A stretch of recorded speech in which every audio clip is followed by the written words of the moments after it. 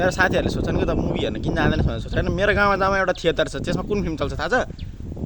हाम्रो भाभी कि चोली में 5G नेटवर्क। अब त्यस्तो फिल्म हेर्न जानु म के लामो जस्तो यो घोप जस्तो के अर्को एउटा फिल्म आयो होइन अस्ति बार पर्छ फिल्मको नाम सुन्दाखेरि हाम्रो भाभी के लेङ्गामै 6G नेटवर्क। अब दुनियाँ 5G मा अड्किया छ, उहाँ 6G निकाल्छ कि भाउजूको लेङ्गामा। अब लामो जस्तो के मुभी नाम निकाल्छ नि यार, त्यस्तो नि हुन्छ यार।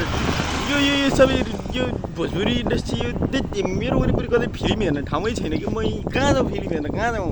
यहाँ सर्लाईमा बस्छु, त्यो पनि यता अलिकति मलङ्गतिर कोर एरियातिर बस्छु, त्यो पनि यहाँनिर there is no any movie theatre where I can watch a movie like ओडिसीहरूको जस्तो मुभी मैले हेर्न सक्दिनँ।